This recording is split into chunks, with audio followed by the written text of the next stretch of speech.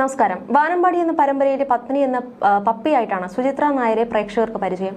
മിൻസ്ക്രീൻ പ്രേക്ഷകരുടെ മനസ്സിൽ ഇടം നേടിയ നടിയാണ് സുചിത്ര നായർ. സീരിയലിലെ വില്ലത്തിയായ പത്മിനിയായി പ്രേക്ഷകർ ഏറ്റെടുത്ത നടിയാണ്. ബിഗ് ബോസ് 4ാം സീസണിൽ മത്സരാർത്ഥിയായി എത്തി മിന്നും പ്രകടനം കാഴ്ചവെച്ച് സുചിത്ര ശ്രദ്ധ നേടിയിരുന്നു.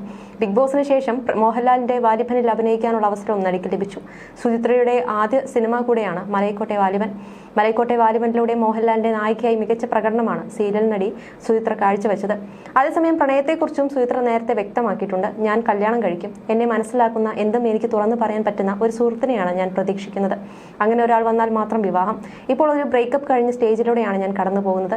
അയാൾക്ക് വേണ്ടി ഞാൻ എൻ്റെ പല ഇഷ്ടങ്ങളും മാറ്റിവെച്ചിരുന്നു. ഇഷ്ടമുള്ള വസ്ത്രം ധരിക്കാനോ സ്വാതന്ത്ര്യത്തോടെ നടക്കാനോ ഒന്നും കഴിയാത്ത ഒരാൾക്കൊപ്പമായിരുന്നു ഞാൻ ഇതുവരെ എന്നത് ആ ബന്ധത്തിൽ നിന്ന് പുറത്തു കടന്നപ്പോഴാണ് ബോധ്യമായതെന്നാണ് താരം നേരത്തെ വ്യക്തമാക്കിയിരുന്നത്. പല കാര്യങ്ങളും സുചിത്ര നേരത്തെ വ്യക്തമാക്കിയിരുന്നു. എന്നാൽ ഇപ്പോൾ പുറത്തു വരുന്നത് സുചിത്രയ്ക്കെതിരെയുള്ള ഒരു ആരോപണം തന്നെയാണ്. സുചിത്രയ്ക്കെതിരെ വലിയൊരു ആരോപണമാണ് എത്തിയിരിക്കുന്നത്. സാന്ത്വനം, വാനമ്പാടി, ആകാശദൂത് പോലുള്ള ജനപ്രിയ സീരിയലുകളുടെ സംവിധായകനായിരുന്നു ആദിത്യൻ. 2 വർഷം മുൻപ് ഹൃദയാഘാതത്തെ തുടർന്നാണ് അദ്ദേഹം മരണപ്പെടുന്നത്. അദ്ദേഹത്തിന്റെ ഭാര്യ രോണു ചന്ദ്രൻ ഇപ്പോഴിതാ തങ്ങളുടെ ജീവിതത്തിൽ സംഭവിച്ച പ്രശ്നങ്ങളെക്കുറിച്ച് വെളിപ്പെടുത്തി രംഗത്തെത്തിയിരിക്കുകയാണ് അദ്ദേഹത്തിന്റെ ഭാര്യ രോണു ചന്ദ്രൻ. ഒരു പ്രമുഖ യൂട്യൂബ് ചാനൽ നൽകിയ അഭിമുഖത്തിലൂടെയാണ് പ്രതികരണം. വിവാഹം കഴിഞ്ഞ ആദ്യ നാളുകളിൽ വളരെ സന്തോഷമായിരുന്നു. പിന്നീട് ഭാര്യയുടെയും ഭർത്താവിന്റെയും ഇടയിൽ ഉണ്ടാകുന്ന ചെറിയ വഴക്കുകളും പിണക്കങ്ങളും ഞങ്ങൾക്കിടയിലും ഉണ്ടായിരുന്നു. അത് ചിലർ മുതലെടുക്കുകയും ചെയ്തിരുന്നു. അതിനിടയിൽ വലിയൊരു പ്രശ്നം വന്നു തുടങ്ങി. അതോടെ എനിക്കും ശത്രുക്കളായി. ചേട്ടൻ സൗഹൃദങ്ങളോടൊക്കെ വലിയ സഹായ മനോഭാവമുള്ള ആളാണ്. സാമ്പത്തികമായി സഹായിച്ചു തുടങ്ങി. ഒരു സ്ത്രീ മുഖേനയാണ് സഹായിച്ചു തുടങ്ങിയത്. ഞങ്ങളുടെ ജീവിതത്തിലെ ഏറ്റവും വലിയ പ്രശ്നങ്ങളുടെ തുടക്കമായിരുന്നു അത്. ഞങ്ങൾക്കിടയിൽ മൂന്നാമതൊരാൾ വന്നു. എല്ലാവർക്കും അറിയാം. ബിഗ് ബോസ് താരം കൂടിയായിരുന്നു അവർ. സുചിത്ര നായർ വാനമ്പാടി സീരിയലിലെ നായികയായിരുന്നു അവർ ജീവിതത്തിലേക്ക് വന്നപ്പോഴാണ് പല പ്രശ്നങ്ങളും ഉണ്ടായത്. ഇതിന്റെ പേരിൽ ഞങ്ങൾ വഴക്ക് തുടങ്ങി. തർക്കത്തിന്റെ പേരിൽ മാറി നിൽക്കേണ്ടി വന്നു. എനിക്ക് ലൊക്കേഷനിൽ പോകേണ്ടി വന്നു. ഞാൻ പ്രശ്നക്കാരിയായി മാറി. ആ ഫീൽഡിൽ തന്നെയുള്ള ചിലരുണ്ട് ചേട്ടന്റെ സൗഹൃദങ്ങൾ. അവരുമായി അദ്ദേഹം കുടുംബ പ്രശ്നങ്ങൾ പങ്കിട്ടിരുന്നു. അതിന്റെ ഇടയിൽ എനിക്കും ചില പ്രശ്നങ്ങൾ പറ്റിയിട്ടുണ്ട്. എനിക്ക് പൊട്ടിത്തെറിക്കുന്ന സ്വഭാവമുണ്ട്. ഇതെല്ലാം ചേട്ടൻ കൂട്ടുകാരോട് പങ്കുവച്ചു. ആ കണ്ണുകളോടെ അവർ എന്നെ കണ്ടു. ഭർത്താവിനെ ടോർച്ചർ ചെയ്യുന്ന ഭാര്യ എന്ന നിലയിൽ അവർ എന്നെ കാണാൻ ഇത് കാരണമായി. ചേട്ടൻ നെഞ്ചരിച്ചിലിന്റെ പ്രശ്നമുണ്ടായിരുന്നു. ചില രാത്രികളിൽ ജലൂസിലൊക്കെ കഴിക്കും. രാത്രി എഴുന്നേറ്റ് ഛർദ്ദിച്ച് ബാത്റൂമിൽ പോയി വീണ് കിടക്കുമ്പോൾ ഞാനേ ഉണ്ടായിരുന്നുള്ളൂ. മരിക്കുന്ന ദിവസം രാത്രി അദ്ദേഹത്തിന് നെഞ്ചുവേദന വന്ന് എന്നെ വിളിച്ചു. സ്വാഭാവികമായി വരുന്ന നെഞ്ചുവേദനയായിരുന്നു അത് പിണക്കത്തിന്റെ പേരിൽ ഞാൻ തൊട്ടടുത്ത മുറിയിൽ മാറിക്കിടന്നു പോയി. അദ്ദേഹം വന്ന് വിളിച്ചു. ഞാൻ ചൂടുവെള്ളം എടുത്ത് വരാമെന്ന് പറഞ്ഞു പോയി. വെള്ളം എടുക്കുന്ന സമയത്ത് കൃഷ്ണ എന്നുള്ള വിളി കേൾക്കുന്നുണ്ട്. ഞാൻ ഓടി വന്നപ്പോൾ കൃഷ്ണമണിയൊക്കെ മുകളിലിരിക്കുകയാണ്. BP എങ്ങാനും കുറഞ്ഞതായിരിക്കുമെന്ന് കരുതി എഴുന്നേൽപ്പിച്ച് ആശുപത്രിയിൽ കൊണ്ടുപോകാൻ നോക്കുമ്പോൾ ചേട്ടൻ 2 സുഹൃത്തുക്കൾ കൊണ്ടുവരുന്നു. വയ്യാതായപ്പോൾ തൊട്ടപ്പുറത്തുള്ള ഭാര്യയെ വിളിച്ചില്ല, സുഹൃത്തുക്കളെയാണ് വിളിച്ചത്. എനിക്കും അദ്ദേഹത്തിനും ഇടയിൽ സംഭവിച്ച പ്രശ്നം അദ്ദേഹം മരിച്ചപ്പോഴാണ് ഞാൻ മനസ്സിലാക്കിയത്. സൗഹൃദങ്ങൾ വരുന്നത് സാമ്പത്തികമായി അവരെ രക്ഷിക്കുന്നത് കൊണ്ടാണ്. അതിന്റെ തെളിവുകളൊക്കെ എൻ്റെ കയ്യിലുണ്ട്. അന്ന് രാത്രി നടന്നതുപോലും. എന്നാൽ പുറത്തൊക്കെ വന്നത് ഞാനാണ് പ്രശ്നക്കാരി എന്ന നിലയ്ക്കാണ്. വീട്ടിൽ 2 കാർ ഉണ്ടായിട്ടും ആശുപത്രിയിൽ കൊണ്ടുപോയില്ല. ഞാൻ മൈൻഡ് ചെയ്തില്ല, തിരിഞ്ഞു നോക്കിയില്ല എന്നൊക്കെയാണ്. ചേട്ടന്റെ വെയിറ്റ് കാരണം എനിക്ക് എടുക്കാൻ പറ്റുന്നുണ്ടായിരുന്നില്ല. അദ്ദേഹം അറിഞ്ഞു മുന്നോട്ട് വീണപ്പോൾ വീട്ടിലേക്ക് കയറി വന്ന സുഹൃത്തുക്കൾ കാണുന്നത് ഞാൻ മൈൻഡ് ചെയ്യാതെ നിൽക്കുന്നതാണെന്നാണ്. അതും എനിക്കൊരു നെഗറ്റീവായി. അവർ സുഹൃത്തുക്കൾ 4 പേരായിരുന്നു വന്നത്. അവർ ചേട്ടനെ ആശുപത്രിയിൽ കൊണ്ടുപോയി. ഇതോടെ വാർത്ത വന്നത് ഞാൻ ആശുപത്രിയിൽ ഒപ്പം പോകാൻ മടിച്ചുവെന്നാണ്. എന്റെ കുഞ്ഞുങ്ങൾ നിൽക്കുകയാണ്. ഞാൻ ഇവരുടെ കൂടെ കയറി ഇരുന്നില്ല. ഇതെല്ലാം നെഗറ്റീവായി. ഇപ്പോൾ ഞാൻ ഇവന്റ് മാനേജ്മെന്റ് കാർഡിൽ റിബൺ കെട്ടിക്കൊടുക്കുന്ന ജോലി ചെയ്യുകയാണ്. ദിവസം 500 രൂപയൊക്കെ കിട്ടും. വീടിന് എനിക്ക് 48 ലക്ഷം രൂപയോളം സാമ്പത്തിക ബാധ്യതയുണ്ട്. വേറെ കടങ്ങളുണ്ട്. മരണത്തിന് ശേഷം ഫ്രട്ടേണിറ്റി സഹായിച്ചിരുന്നു. എന്നാൽ അതും വൈകിപ്പിക്കാൻ ചില ശ്രമങ്ങൾ ഇദ്ദേഹത്തിന്റെ സുഹൃത്തുക്കൾ നടത്തി.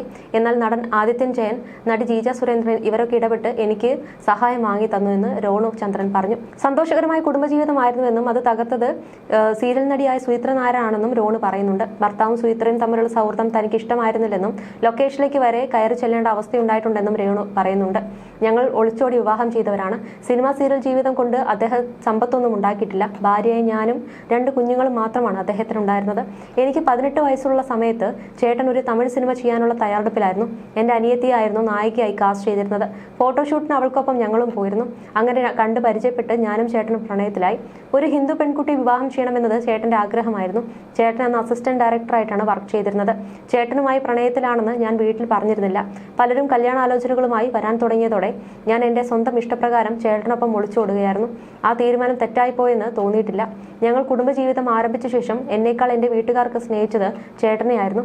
ചേട്ടൻ സംവിധായകനായി പ്രൊജക്ടുകൾ ചെയ്തു തുടങ്ങിയപ്പോൾ സന്തോഷകരമായ ജീവിതമായിരുന്നു. എല്ലാ സെറ്റിലും എന്നെയും കൊണ്ടുപോകുമായിരുന്നു. ഇടയ്ക്ക് ടൂർ കൊണ്ടുപോകുമായിരുന്നു. പിന്നീട് ഞങ്ങൾക്കിടയിൽ ചില വഴക്കുകളും പിണക്കങ്ങളും ഉണ്ടായി. അത് ചിലർ മുതലെടുത്തു. വലിയ പ്രശ്നങ്ങളുണ്ടായി. എനിക്കും ശത്രുക്കളുണ്ടായി. ഹെൽപ്പിംഗ് മെന്റാലിറ്റിയും സൗഹൃദങ്ങളും ഉള്ളയാളാണ് ചേട്ടൻ. സാമ്പത്തികമായി സഹായിച്ചു തുടങ്ങി. അതൊരു സ്ത്രീ മുഖേനയാണ് സഹായം നടത്തിയത്. അത് ഞങ്ങളുടെ ലൈഫിലെ പ്രശ്നങ്ങളുടെ തുടക്കമായി. ഞങ്ങൾക്കിടയിലേക്ക് മൂന്നാമതൊരാൾ വന്നതും പ്രശ്നമായി. ആ മൂന്നാമതാൾ വാനമ്പാടി സീരിയലിലെ നായികയായ സുചിത്ര നായരാണ്. ആ സ്ത്രീ ഞങ്ങളുടെ ലൈഫിലേക്ക് വന്നതോടെ പ്രശ്നങ്ങളായി. ഞങ്ങൾ കുറച്ചുനാൾ പിണങ്ങേണ്ടി വന്നു. അതിനു മുമ്പ് ഞാനും ചേട്ടനും തമ്മിൽ പ്രശ്നങ്ങളില്ലായിരുന്നു. ആ സൗഹൃദം എനിക്ക് ഇഷ്ടപ്പെട്ടിരുന്നില്ല. അതിന്റെ പേരിൽ വഴക്കുണ്ടായി. കുറച്ചുകാലം ചേട്ടൻ അടുത്തു നിന്ന് മാറി നിന്നു. ലൊക്കേഷനിൽ കയറി ചെല്ലേണ്ട അവസ്ഥ വരെ ഉണ്ടായി. അന്ന് സാന്ത്വനം സീരിയൽ ഷൂട്ടിംഗ് നടക്കുന്ന സമയമായിരുന്നു. അതുപോലെ എന്നെ ആളുകൾ പ്രശ്നക്കാരിയായി തെറ്റിദ്ധരിച്ചിരുന്നു. ഈ ഫീൽഡിൽ പ്രവർത്തിക്കുന്ന സുഹൃത്തുക്കളോട് ഫാമിലിയിലെ പ്രശ്നങ്ങൾ ചേട്ടൻ ഷെയർ ചെയ്തതാണ് പ്രശ്നമായത്. എനിക്കും ചില തെറ്റുകൾ പറ്റിയിട്ടുണ്ട്. കാരണം പൊട്ടിത്തെറിക്കുന്ന ഒരു സ്വഭാവം ഉള്ളതുകൊണ്ടായിരുന്നു. കൊല്ലം അഞ്ചൽ സ്വദേശിയായ ആദിത്യൻ ഏറെക്കാലമായി തിരുവനന്തപുരത്തായിരുന്നു താമസം. വേർപാട് സംഭവിച്ച ശേഷം ആദിത്യന്റെ മരണത്തിന് ദുരൂഹതയുണ്ടെന്നെല്ലാം പ്രചരിച്ചിരുന്നു. അതിനുള്ള മറുപടിയും നൽകുന്നുണ്ട്. ആ സമയത്ത് പലരും തന്റെ മേല് സത്യാവസ്ഥ അറിയാതെ പഴി ചാരിയിരുന്നുവെന്ന് രോണ് പറയുന്നു. ചേട്ടൻ ഇടയ്ക്കിടെ നെഞ്ചരിച്ചിൽ വരാറുണ്ട്. അസിഡിറ്റി പ്രശ്നങ്ങളുണ്ട്. ഇടയ്ക്ക് ജലൂസിൽ കഴിക്കും. ചില രാത്രികളിൽ ഛർദ്ദിച്ച് വീണ് കിടക്കും. ചേട്ടന് നെഞ്ചുവേദന വന്ന സമയത്ത് എന്നെ വിളിച്ചിരുന്നു.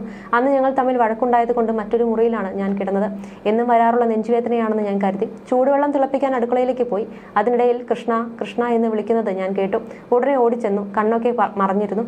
BP ലോ ആയെന്ന് കരുതി. ആശുപത്രിയിൽ കൊണ്ടുപോകാൻ ചേട്ടനെ എഴുന്നേൽപ്പിക്കാൻ നോക്കി. ഒറ്റയ്ക്ക് പിടിച്ച് പൊക്കാൻ എനിക്ക് കഴിഞ്ഞില്ല. മകൻ കൂടി വന്നാണ് ചെറുതായി ഉയർത്തിയത്. അപ്പോഴേക്കും ചേട്ടന്റെ 2 സുഹൃത്തുക്കൾ വന്നു. നെഞ്ചുവേദന ആരംഭിച്ചപ്പോൾ എന്നെ വിളിക്കും മുമ്പ് ചേട്ടൻ സുഹൃത്തുക്കളെ വിളിച്ചിരുന്നു. അത് ഞാൻ അറിഞ്ഞിരുന്നില്ല. അതെനിക്ക് വിഷമമായി. മാത്രമല്ല, കാറുണ്ടായിട്ടും ഞാൻ ചേട്ടനെ ആശുപത്രിയിൽ കൊണ്ടുപോകാൻ ശ്രമിച്ചില്ല. വയ്യാത്ത വ്യക്തിയെ മൈൻഡ് ചെയ്തില്ല എന്നൊക്കെ പിന്നീട് പ്രചരിച്ചിരുന്നു. അതുപോലെ സീരിയൽ സംവിധായകൻ TS സജി എന്നെക്കുറിച്ച് പറഞ്ഞത് ഞാൻ ആദിത്യന്റെ 2ാം ഭാര്യയാണെന്നാണ്. അങ്ങനെ പറയുമ്പോൾ അയാൾ മോശമാക്കുന്നത് ഉറ്റ സുഹൃത്തായിരുന്ന ആദിത്യന്റെ ക്യാരക്ടറിനെ അല്ലേ? അയാളും എന്റെയും ചേട്ടന്റെയും പ്രശ്നങ്ങൾക്കിടയിൽ ഇടപെട്ടിരുന്നു.